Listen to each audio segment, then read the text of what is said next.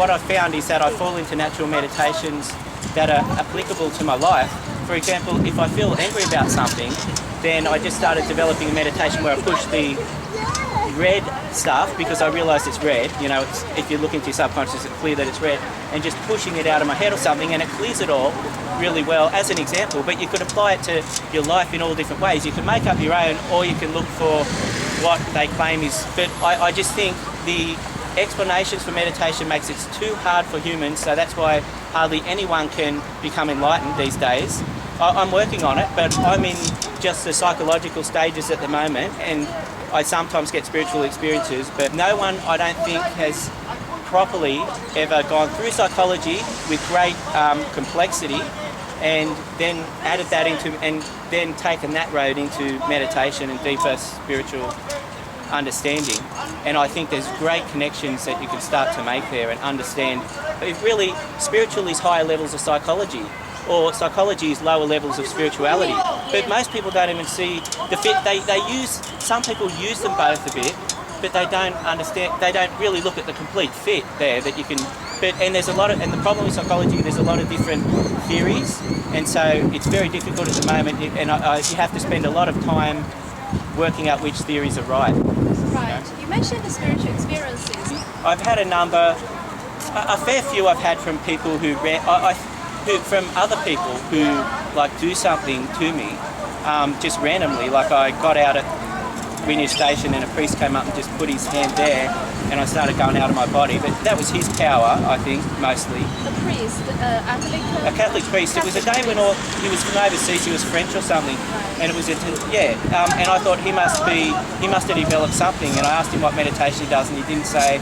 And he said it's from God or something like that. There was another one where I saw light come out of someone's eyes, and I went into a trance and just went in, all these different things happen. And I've had another experience, for example, by myself, where I just suddenly felt like it. I went and sat in the bush, and it was raining, and I sat in this tree. I was in Tasmania, and it started, and it was really cold, and it was about 0 degrees. And I just sat in there and meditated for about 8 hours, just for no reason. I just suddenly did that.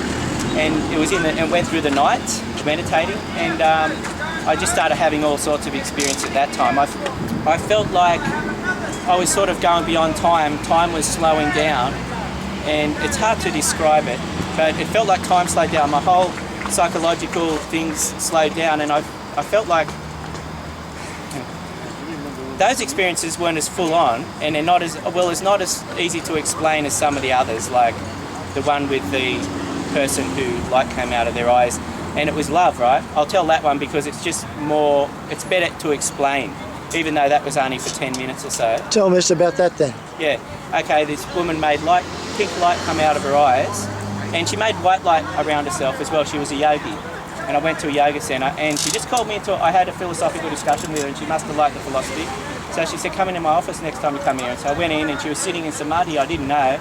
Samadhi is one-pointedness. And she had white light around her face, and then she started, and after a while, she started making this pink light come. You probably don't believe this, I know, but she made pink light come out of her eyes, but it was selfless love. I realised what it was.